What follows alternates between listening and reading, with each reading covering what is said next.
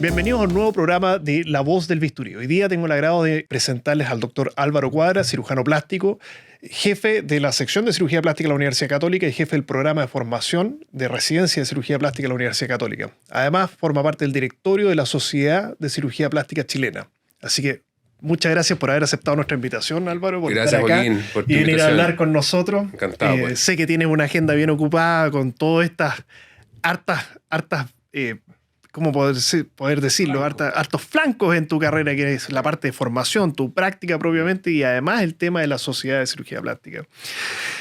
Primero que todo, a mí me gusta siempre con los invitados que me cuenten un poco cómo uno llega hasta acá. Siempre hay a veces estudiantes de medicina, aunque no sean del área incluso, pero que dicen cuál es el proceso que toma una persona llegar a donde está, por ejemplo, donde estás tú hoy en día, que es un puesto ya como el culmen de la carrera, por así decirlo, en el ápice. Entonces, ¿cuál es el proceso? ¿Cómo llegaste hasta acá? ¿Qué fueron tus motivaciones, etcétera?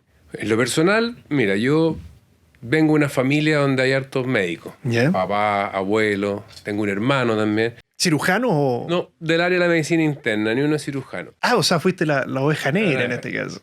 Yo era el mayor, entonces obviamente sobre el mayor también hay una cierta presión siempre, que todos los ojos puestos ahí, que el mayor tiene que ser doctor, estudiar medicina, qué sé yo. Pero una presión en el buen sentido, o sea, nunca me apretaron, me dijeron, tienes que ser médico, qué sé yo, pero yo veía los libros del papá, veía las historias de mi abuelo, entonces uno se va metiendo en el colegio, me iba bien, hasta octavo era más o menos medio flojillo, pero después me puse las pilas cuando quise meterme en el tema de la medicina. ¿Supiste como en enseñanza media que querías? Ahí sí, como en octavo, yo creo. Ya. Yeah. Y sabía que tenía que ponerme a estudiar harto para poder mejorar mis notas, para poder postular. Bueno, en ese tiempo, después de los 4 años de primero a cuarto medio, me fue bastante bien. En ese tiempo di la prueba de aptitud académica, ¿no? Se me cayó el carnet, porque estoy ya más viejito. Pero dimos la prueba y en esos tiempos, no es como ahora, que había muy poquitas facultades de medicina. De hecho, en Santiago estaba la Universidad de Chile, Universidad Católica, Valparaíso, estaba Concepción, Temuco y la Universidad Austral en Valdivia. Ya. Yeah. Entonces, en final, eran muy pocos cupos. Creo que cuando yo entré ese primer año se abrió la primera universidad privada que abrió la carrera de medicina, que fue la Universidad de los Andes. Ya. Yeah. Entonces, bueno, postulé, o sea, di mi prueba, no me fue tan bien, ¿no es cierto? Pensé en algún momento irme a estudiar medicina afuera. Estuve hasta en Uruguay dándome vueltas por si podía ahí irme a estudiar y después revalidar de vuelta en Chile. Y la verdad es que preferí dar la prueba de nuevo. Entonces la preparé, estudié un semestre de biología en la Universidad Católica como para agarrar el gusto de la universidad y no perder el training de estudio. Di mi prueba, no me fue re bien y entré a la Universidad Católica donde estudié medicina a los 7 años. Y obviamente ahí, como todo nos va pasando en la medida que van pasando los años, entramos al internado, entramos a ver a conocer las distintas áreas, ¿no es cierto? Me fue gustando, empecé a descartar rápidamente lo que no quería hacer. Que es lo que hacemos todos, lo que no nos gusta. Claro. No quiero decir qué especialidades para que no se esté ofendido, pero habitualmente claro. son las típicas que no mucho nos gustan. Son clásicas, los cirujanos tienen unas que no sabemos hacer, meter las manos, hacer cosas, ser como más activo. Y ahí, bueno, dije, voy a hacer cirugía. Me fui a hacer cirugía a la Universidad de la Frontera, a Temuco. Me gané una beca ministerial, con la cual salí a la universidad, me fui 3 años allá. Estuve mis 3 años, me fue re bien. Ahí ya estaba muy convencido de que quería hacer cirugía plástica. Tuve unos muy buenos profesores que me motivaron harto. ¿En cirugía te diste cuenta que te gustaba plástica? Ahí. No antes no ahí. Ya. Así que quiero ser plástico. Entonces, hice algunas estadías dentro de mis electivos que uno tiene en la formación, ¿no es cierto? Me vine a Santiago, conocí a algunos profesores que fueron obviamente mis maestros más adelante. Roté en algunos centros aquí en Santiago y terminé mi especialidad de cirugía. Pero no podía hacer cirugía plástica aún porque tenía que devolver. Como era una beca ministerial, tenía un destino post-beca. ¿Y a dónde tenías que devolver? Me mandaron a Santa Cruz, a la 6ª región. Yeah. Entonces estuve en el hospital de Santa Cruz, ahí en el Valle de Colchagua, que lo pasé muy re bien. Ahí en toda la tierra, los vinos y todo así, buen lugar. Tuve 3 años trabajando y devolviendo mi compromiso con el Ministerio de Salud. Y he terminado eso, ya volví a Santiago, a mi casa, a mi ambiente, a mi familia, etc. Y empecé, ¿no es cierto?, ahí a a meterme en el ambiente, empecé a hacer algunas estadías de perfeccionamiento en algunos centros de cirugía plástica, empecé a participar en los congresos, empecé a hacer mis primeras publicaciones en el tema. Bueno, y así fui, hasta que después de 2 o 3 años, ya me acuerdo, fueron como 3 postulaciones, me gané la especialidad. En ese tiempo existía solo la especialidad de la Universidad de Chile. Ya. No existía ninguna. En la Católica todavía no estaba. Todavía no estaba. Ya. Así que hice mi residencia, 2 años, ¿no es cierto? Que es lo que duraba en ese momento y que sigue durando en la Universidad de Chile. Bueno, y ahí ya como plástico empecé a abrirme en el mundo, empecé a trabajar en varios lugares como todo recién egresado, ¿no es cierto? Había que producir también después de tanto estudio, ya con familia, con hijos, la cosa no era tan fácil, así que no era todo estudio. Y ahí me fui acomodando, fui trabajando en varios lugares, en hospitales públicos, en algunas mutualidades, en algunas clínicas, hasta que finalmente el año 2013 un amigo cirujano plástico que estaba, ¿no es cierto?, formando todo el equipo en la Universidad Católica, me convidó, me dijo, ¿te interesa ser parte del programa y todo? Bueno, y bueno, dejé todas las pegas que tenía, dije, aquí me voy a centrar, me gusta la docencia, me gusta hacer la cirugía estética, me gusta la reconstructiva, y era como el lugar ideal para hacer de todo. Eso te iba a preguntar, ¿cuándo te empezó a gustar la docencia? Porque es área que no a todos les gusta. El tema de la enseñanza de cirugía no es algo que a todos les guste. ¿Y qué fue en qué minuto tú dijiste, no, mira, me gusta enseñar, me gusta estar involucrado en esto? No sé, de siempre, o sea, y me gustaba siempre, o sea, encuentro que la parte de la medicina es trascender, o sea, es como cuando uno tiene un hijo, ¿no es cierto? Y el hijo dice, bueno, se parece al papá en el sentido de, tiene ¿no es cierto?, gestos, o tiene frases, ¿no es cierto?, o se comporta.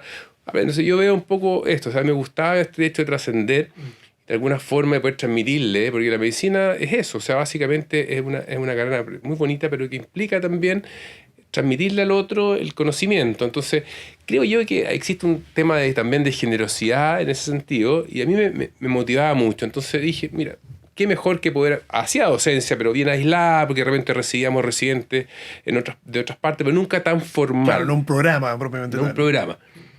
Y tuve la suerte de tener algunos profesores que yo considero verdaderos maestros míos que siempre me dijeron, mira, Álvaro, usted tiene que hacer escuela, haga escuela. La parte de la medicina siempre haga escuela. ¿Qué significa eso? O sea, enséñele al resto de tal forma que esa persona después tenga la motivación y tome un poco la rienda, y así ese se la entregue a otro y a otro, y así de alguna forma es un poco lo que estamos haciendo. Entonces yo creo que de esa forma, así como él me lo transmitió a mí, yo quiero transmitírselo al resto, y en algún momento obviamente ya no sería más jefe, y espero que alguien de mi equipo lo asuma y los que vienen abajo lo vayan haciendo así, porque básicamente yo creo que eso es lo bonito de la medicina y que no tiene probablemente otras carreras, que es el entregar esto en forma libre, en forma generosa, lo bueno, lo malo, mis errores. O sea, aquí no, yo por lo menos cuando les enseño no hay secreto, o sea, yo les cuento todos los porrazos que me he pegado, hasta todos los éxitos y cómo he ido aprendiendo en este camino. Bueno, yo creo que eso uno aprende principalmente de los problemas y los errores que se encuentran en el camino, más de que todos los aciertos, que uno piensa que lo está haciendo sensacional. Sin duda, y esa es la idea, o sea, y de alguna forma también enseñar a los alumnos, ¿no es cierto?, a que sean personas pensantes, o sea, que no... La cirugía es súper técnica, ¿no es cierto? Yo podría poner a una persona que no estudió medicina, que no es cirujano, y yo lo entreno, probablemente, si es más hábil que yo, puede que opere muchísimo mejor que yo y que sea un virtuoso, ¿no es cierto?, de la cirugía. Pero nosotros no necesitamos gente que opere, también tienen que pensar. Entonces también en ese pensar está el estudio, la academia, la publicación. O sea, yo les digo, me interesa que sean muy buenos cirujanos, pero también que se cuestionen. Claro. Que se cuestionen, ¿por qué hago esto? ¿Por qué no hago esto? O si me pasa esto, ¿cómo salgo? Porque finalmente, en el momento difícil se ve el cirujano, cuando tienes la complicación, cuando las cosas no andan bien. Claro, porque el resto, mientras todo funcione, todo fluye. Pero cuando hay problemas, entonces ahí uno... Es lo que yo trato como de motivarlo un poco, en el sentido de que piensen, que se cuestionen, que sean críticos, de que no se vayan así directo a que cada caso es distinto, que se tomen su tiempo. Y eso es un poco lo difícil, lo bonito. O sea, de alguna forma tratar de no generar o no formar operadores, sino que personas que piensan y que hacen cirugía dentro de un marco también de conocimiento. Entonces, eso es lo que más me gusta. Y creo que donde trabajo... Tienes todo eso. Lo tenemos todo, sí. En distintos niveles, pero lo tenemos. Oye, Álvaro, en tu visión de que has tenido una carrera muy larga y has tenido estas etapas, ¿no es cierto? ¿Cómo ves tú la evolución de lo que es la educación y la formación del profesional médico a lo que era cuando tú te formaste, a lo que es ahora? ¿Han habido avances? ¿Está mejor? ¿Está peor? ¿Está igual? ¿Qué cosas notas tú? ¿Cuáles son los cambios? ¿Y cómo se podría mejorar a futuro? ¿Cómo lo ves tú a futuro esto? Bueno, yo creo que han habido cambios desde que yo estudié medicina. Radicales, sí, claro. Radicales. O sea, yo creo que no quiero decir que sea profesionalizado, porque siempre ha sido pero sí se ha hecho la docencia un poco más contundente en relación a los procesos educativos. Por ejemplo, en el caso nuestro, por estar participando activamente en el programa, nosotros tenemos que tener algún grado de formación más allá que las ganas de poder enseñar. O sea, implica desde tener algún estudio en diplomado en docencia, magíster en docencia, diplomados o magísteres en liderazgo. Es decir, el docente actual en medicina sabe enseñar. O sea, tú aprendes desde cómo hacer una prueba. O sea, ya no es como 2, 3 preguntas y ya está, sino que cómo se hace una buena prueba, cómo se hace una buena clase. Aparte, el alumno ya no es... ¿Qué me pasaba cuando yo estaba en la universidad? Que a veces me sentía como un número más. Entonces veía uno al profesor por allá, que era inalcanzable. Ahora eso no pasa. 7 solo para Dios y todas esas cosas. El alumno ahora se te escribe y te manda un WhatsApp, cosa que en tiempo uno acercarse al profesor, uno con suerte se llegaba y tenía que pedirle una audiencia como el Papa. Sí. Pero ahora son mucho más cercanos y exigen más. Sí. Entonces, dentro de la docencia es muy importante todo lo que es el acompañamiento, el feedback. O sea, nosotros tenemos que hacerle feedback, o sea, a nuestros residentes un par de veces al año, al menos, ¿no es cierto? Tenemos que juntarnos con ellos, decir en qué están bien, en qué están mal, fijar objetivos comunes, cómo mejorar, ¿no es cierto? O sea, hay que involucrarse mucho más de que lo que probablemente nosotros aprendimos, que era un poco más como con el mazo. Con el chicote. El chicote, tienes que... Entonces, en ese sentido, ha evolucionado... los alumnos también exigen más y eso también es ellos nos evalúan, ¿no es cierto? Y esa evaluación es mucha que te duele en el alma cuando alguno te pone algún comentario duro y uno cree que lo está haciendo regio. Claro. Entonces, hay mucho más que el transmitirle un conocimiento de una forma, una conversación, un seminario. Hay que hacer más cosas. Sí. Y eso de alguna forma hace que la docencia sea en ese sentido mucho más sólida. Son más difíciles los tiempos, los alumnos son más complejos, mientras más chicos son más complejos, y es un poco lo que pasa en la sociedad. O sea, tú ves los hijos, y tengo hijos adolescentes y también de alrededor de 20 años también, y cuesta. O sea, son personas que exigen más, que vienen con otro chip de muchas cosas, tienen hartos derechos también, y yo trato también ahí de decir que también tienen sus deberes. Sí. Entonces, en ese sentido... cuesta un poco y uno trata de... A ver, hay una cosa que es bien terrible. Uno le puede decir a un alumno, un residente, mira, yo a tu edad, claro, no sé, tenía 3 hijos, estudiaba, hacía turno, me quedaba 24/7 del hospital, no comía, no dormía. Porque te va a mirar y te va a decir, qué pena tu vida. Claro. Ahora la cosa no es así. Yo trabajo de 8 a 5, o tengo que tener mis tiempos, tengo que tener mis descansos, no puedo hacer tarde turno de luna a viernes. Entonces, tampoco... tu experiencia de cómo te formaste no es que no sirva o no es que sea un ejemplo, pero uno tiene no que lo puedes saber, transferir. Tú la tienes que como canalizarla de tal forma que él tome lo positivo de eso, más de que tú le digas, mira, para mí fue terrible esto, fue súper duro, lo pasé muy mal, porque no tenía tiempo, no veía a mi señora, no veía a mis niños, etc. Porque no es así. O sea, hay que tratar de un poco a ellos transmitirle otro concepto a través de un poco de tu vivencia, de cómo te tocó. Entonces yo creo que ahí también eso es lo que hay que tratar de también cambiar en quienes enseñamos. No puedes decirle, mira, ¿cómo hace esto? Yo hubiera estado yo así, a mi época me hubiera estado, que sea, patas de pabellón. O sea, no va por ahí. Entonces ha cambiado. Sí, en particular cirugía y cirugía plástica, todo lo que es relacionado a cirugía, yo te diría que yo creo que es una de las áreas más duras, donde tienes más estrés, tienes más responsabilidad. Así Entonces, es. yo creo que tuve la formación media intermedia, donde me tocó bastante duro, pero soy bien agradecido de esas partes duras, porque son las que te forman carácter y el Sin sentido de duda. responsabilidad Sin ante tus duda. pacientes cuando tienen problemas. Entonces, claro, no es como abrir la mano a un libertinaje Sin así duda. desatado, pero también, claro, quizás no tan duro como podría haber sido antes. Bueno, y eso es lo que pasa, porque también uno tiene ese sentimiento. Si mira, yo creo que nuestra generación, la tuya, ¿no es cierto?, que vive un poco más ese rigor, bueno o malo, pero era una formación más rígida, más dura, de alguna forma te creó un carácter que a veces me pasa que en las generaciones actuales cuesta más que se forme, porque ellos como digo, no tienen ese... algunas veces, no es que se malentienda, pero eso te genera, esa forma de como generar carácter, ¿no es cierto?, frente a situaciones complejas.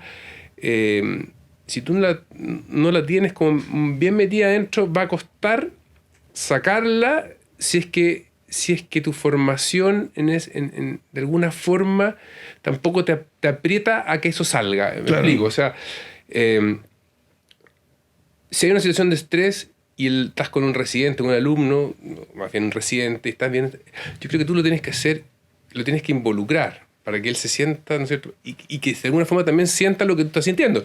Porque tú dices, no, mira, tú estás el alumno, estás en formación, no te preocupes, esto me lo banco yo. Sin duda, él nunca va a vivir eso y generalmente eso no le va a producir no le va a forjar, ¿no es cierto?, el espíritu de cuando le toque algo, lo viva, porque si tú no lo involucras también a él, es muy difícil que todas estas situaciones, ¿cierto?, no lo marquen. claro. Entonces, yo creo que también hay que darle responsabilidad. Mm, O sea, yo soy completamente contrario a decir, no, tú eres alumno, eres residente, ¿no? Obviamente, en la medida que vayan progresando los años, pero tienen que ser responsables, hay que, como te digo, involucrarlos para que ellos vivan un poco lo que uno también le toca vivir en el día a día y pucha que uno sufre muchas veces, sin duda. Entonces, si tú sobre lo, todo en plástica, que uno está medio solo en esto, entonces, bien solo, pues, sí, y como ese dicho que dice, claro, no hay nadie más solo en este mundo que un cirujano con un paciente complicado, porque todo el exacto. mundo, uno vaga por la vida, cae bajo, triste, problemado, lleno de cosas en la cabeza y todo el mundo te dice, no, tranquilo viejo, si todo va a andar bien, si me pasó alguna vez, dale, dale, te pegan el hombro, pero el que se banca el problema eres tú y uno Exacto. lo vive muy, muy personal, Sí, entonces... Esa sensación de soledad es brutal. Ahora, nosotros tenemos un buen equipo sólido, somos bien amigos y nos ayudamos harto. sí. Lo que hace que el Pero, ambiente de trabajo es muy importante, sin ¿eh? Sí, duda, bueno, o sea, estar solo, pero en la gran mayoría de las veces el cirujano plástico es un ser bastante solitario, sí, que viaja por aquí, que está por acá, que va a regiones, que opera en una clínica, que va a otros, muy, muy, muy, muy solo en ese sentido. Nosotros, dentro de todo, como es un centro universitario,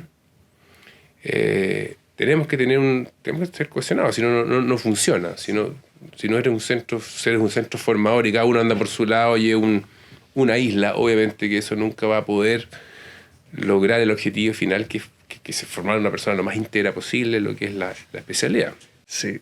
Oye, Álvaro, cuéntame respecto a la visión que tú tienes de la docencia nacional a la formación de otras personas, de otros profesionales de la salud y cirujanos plásticos en otros países. ¿Cómo es la situación de Chile, ¿no? Respecto a nivel regional, me refiero? En tema de El calidad, tema de calidad, de si es que las tecnologías están iguales, mejores, un poco más bajo. ¿Cómo lo ves tú si tuvieras que compararnos a nivel regional? Porque mi visión es que en Chile, la verdad, la formación médica es bastante buena. Si tú tomas a la media del médico sí, chileno, sí, tiene un nivel bastante bueno. O sea, es muy raro encontrarte con un médico que no sabe nada en general. sí. Porque las escuelas me da la impresión que tienen buena formación. A diferencia quizás de algunos otros países donde pueden haber médicos excelentes, pero también de repente hay una variabilidad mayor. ¿Cómo lo ves tú en el punto de vista de plástica, en la formación de residencia, en comparación con la...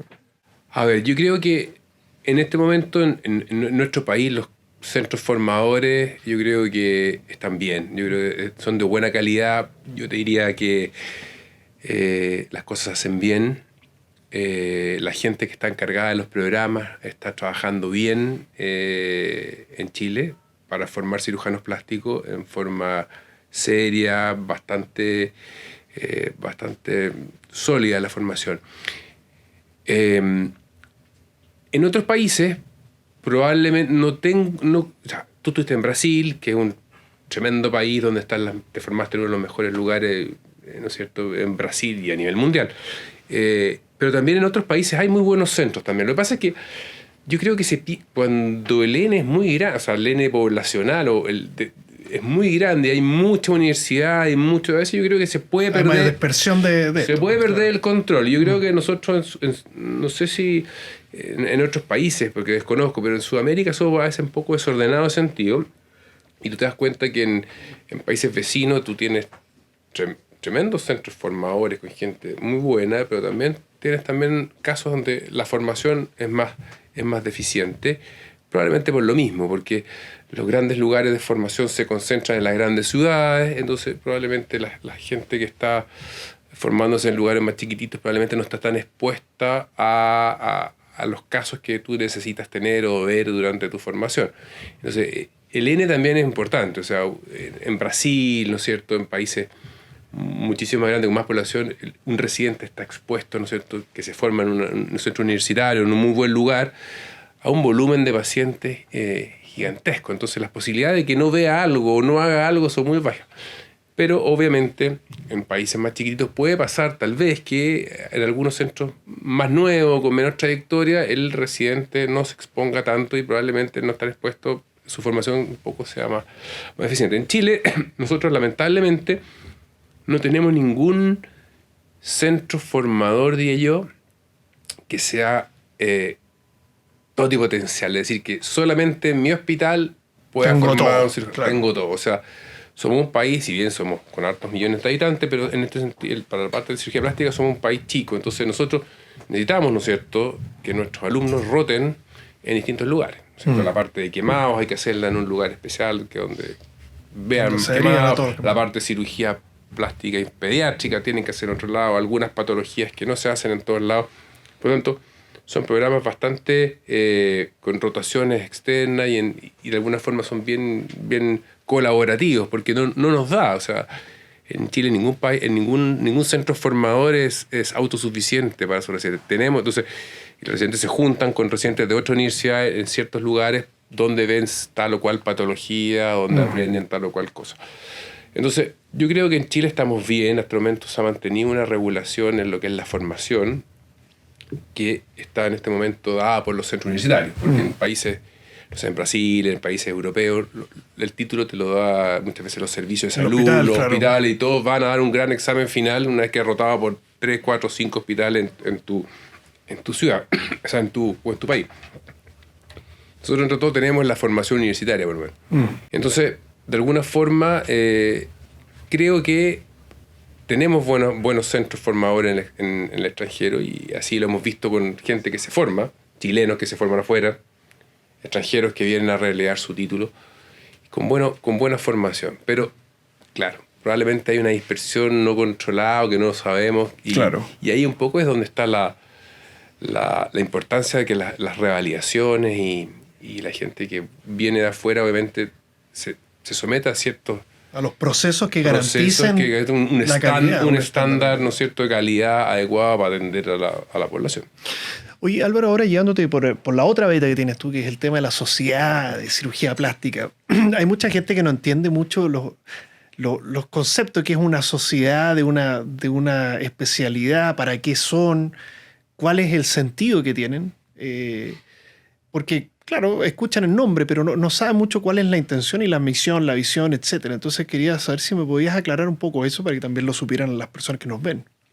Mira, la Sociedad Chilena de Cirugía Plástica, así a modo de anécdota, no sé si de anécdota, pero es la primera de América que se fue fundada. Sí, la fundó en el acta de fundación.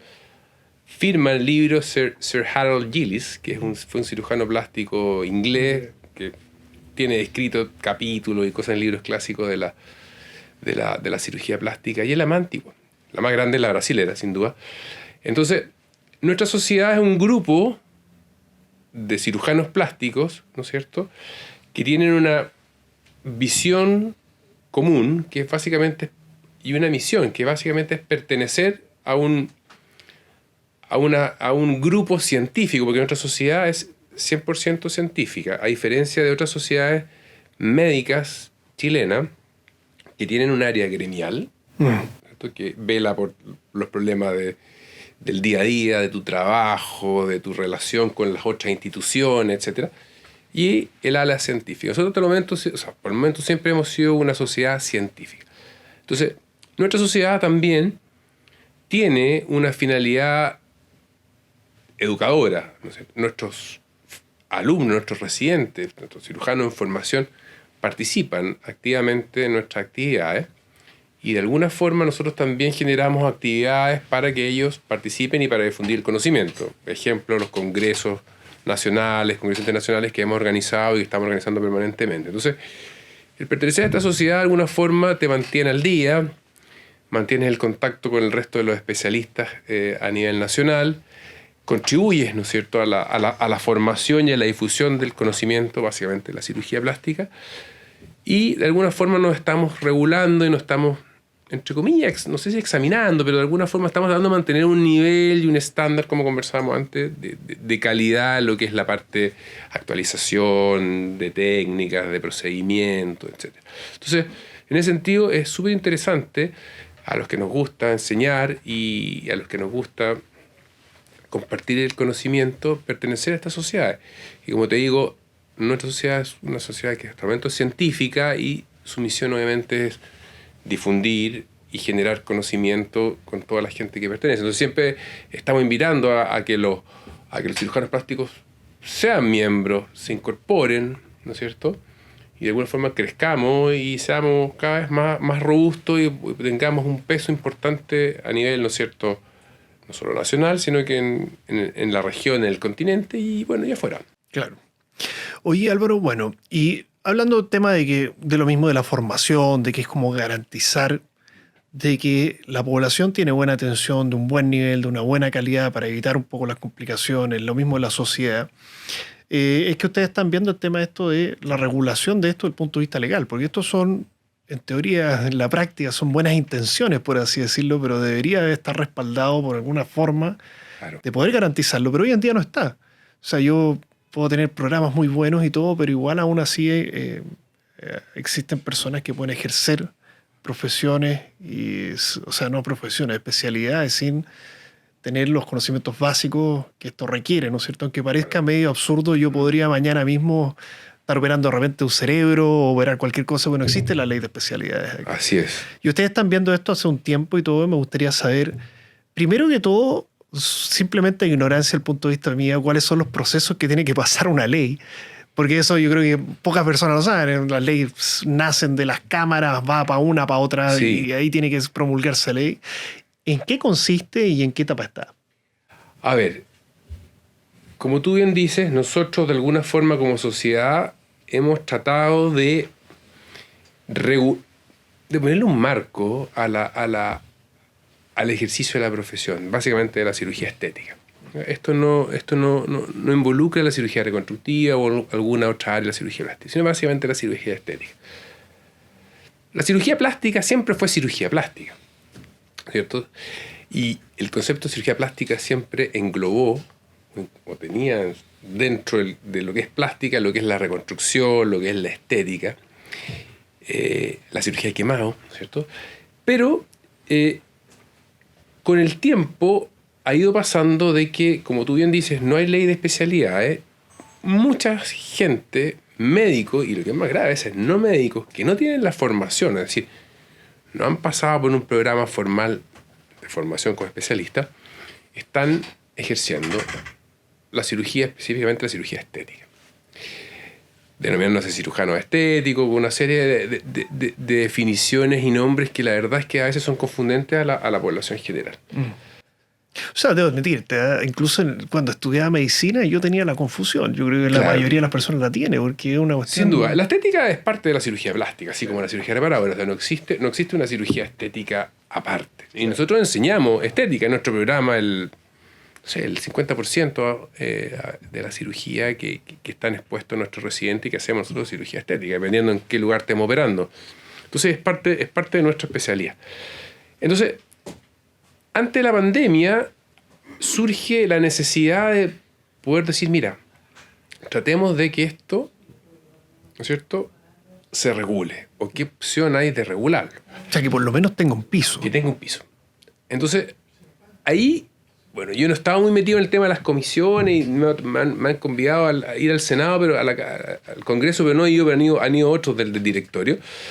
Bueno, y ahí se toma esta inquietud, se le presenta a un grupo de diputados el año, justo antes de la pandemia, y se elabora un proyecto en la Comisión de Salud, un proyecto de ley, de alguna forma que pone ciertas condiciones para quiénes son los encargados, quiénes son las personas que deberían realizar los procedimientos, o sea, no los procedimientos, sino la cirugía estética propiamente tal.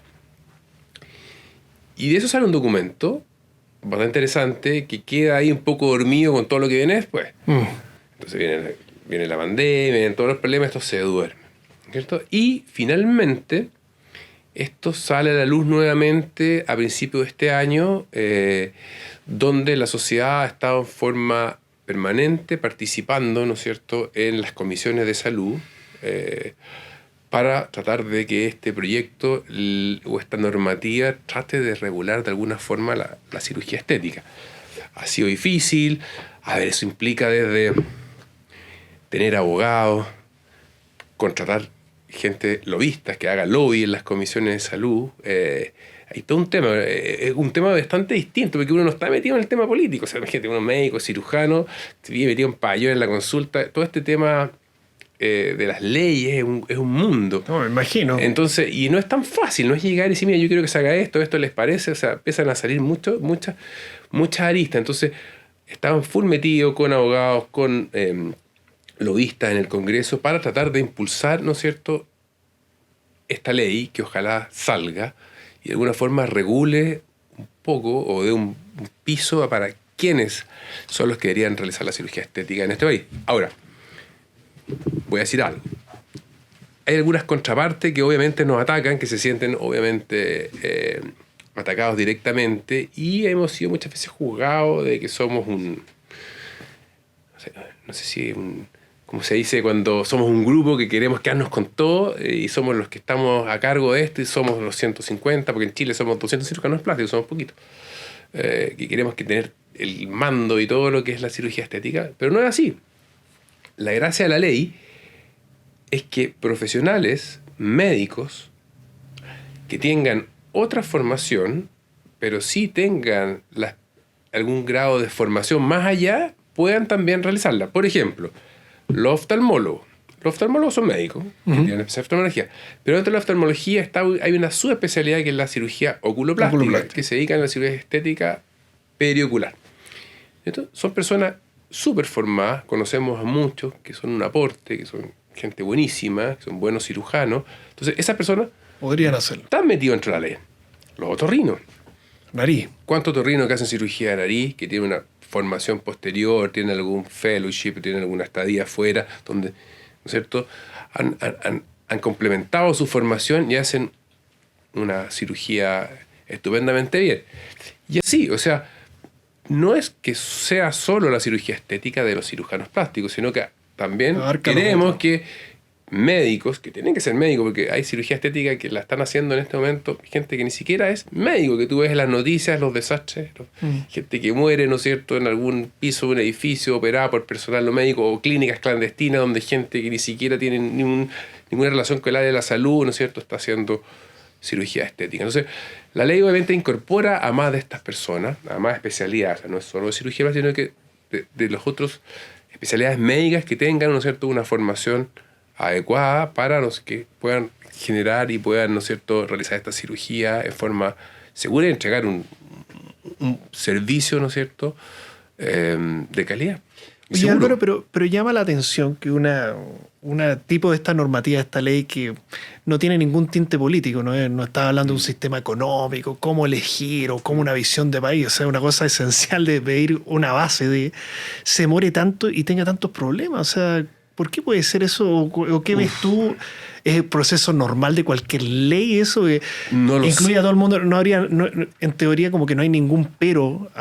No veo a nadie que te podría decir, oye, yo creo que no debería salir algo así. Entonces, que una ley así se demore esto, uno dice, bueno, imagino cualquier otra ley que toque puntos álgidos Sí. en la vida real de Lo que todas las pasa es que personas. yo la o única sea, explicación que tengo es la siguiente. Porque cuando uno lo cuenta esto, todo el mundo dice, es súper o sea, no obvio. tiene claro, O sea, es obvio, porque es esto obvio. debería salir mañana, No, está listo. no es de ningún bando, no tiene ningún Nada. color, no tiene ninguna religión, no tiene nada. O sea, Lo que pasa es que, esto es mi opinión muy personal, yo creo que la cirugía estética, de alguna forma, no te digo que sí se ha banalizado, pero se ve como un servicio que es una cirugía que es fácilmente aprendible, realizable, que requiere poco entrenamiento tal vez, y como algo como fácil de hacer. Porque si uno piensa, sí, no estoy diciendo que sea una cirugía fácil, la cirugía estética a veces Sí, te da claro. más dolor de cabeza que la cirugía reconstructiva. Uno puede estar 10 horas haciendo una microcirugía versus operando en 2 horas una rinoplastía, y uno lo sufre más operando una nariz que estar haciendo una cirugía reconstructiva grande. Pero yo creo que en ese sentido mucha gente ha visto que la cirugía estética es algo distinto a la plástica, por eso muchas veces nosotros como plásticos nos consideramos estéticos, reparadores. Entonces, como una parte, y lo ven de alguna forma como algo que es fácil de hacer, técnicamente no es complejo, no requiere mucha infraestructura, ¿no es cierto? No es como una cirugía cardíaca que requiere un trasplante, claro. ¿no es cierto? Es fácilmente aprendible, y eso es lo más grave, porque tú te metes a Google y puedes hacer cursos online, puedes viajar al extranjero y estar 3-4 días visitando a una persona que está impartiendo un curso y que cobra por hacer el curso, aprendes 3-4 técnicas y te vienes a Chile y ya está. Entonces, en ese sentido, tú, claro, como neurocirujano no te vas a poder formar por online, tampoco Claro. vas a aprender dos técnicas quirúrgicas estando una semana afuera. O sea, necesitas En cambio, yo creo que en ese sentido la cirugía estética está más expuesta, y la gente también lo ve como algo que es más rentable, Claro. que económicamente es atractivo. Por lo tanto, eso genera, yo creo, genera esto, de que mucha gente está entrando al circuito sin tener una formación, y uno ve de repente especialidades que uno dice, pero ¿cómo esta persona está haciendo tal o cual cosa? ¿Te fijas? Yo creo que es multifactorial. Hay un tema de la facilidad del acceso, tal vez que no existe tanta infraestructura, que la gente está normalmente motivándose y viendo cosas en las redes sociales, quiere verse mejor, busca. Es tan simple, mira, yo siempre digo a los pacientes, la cirugía estética es la única cirugía, esto es como broma, en que se la hace el paciente, no la hace el doctor.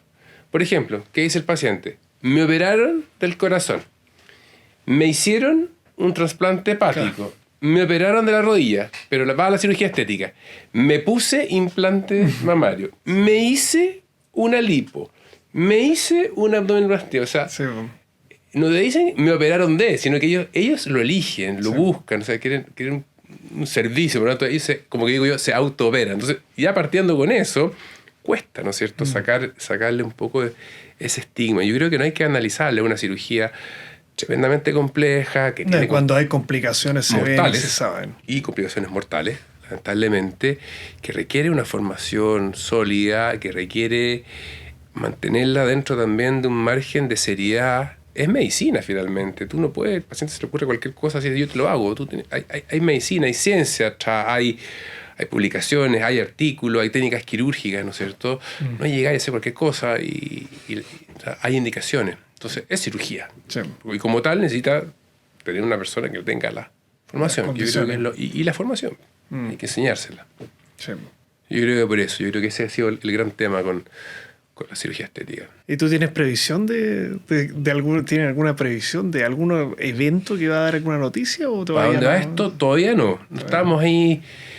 Estas cosas se demoran. Sí, hay que darle tiempo. Lamentablemente a veces la contingencia te las tira al lado. Entonces uno va bien, te toca una pandemia, está bien, pasa otra cosa a nivel nacional que esto, pum, o en el área de la salud, entonces deja ser prioridad.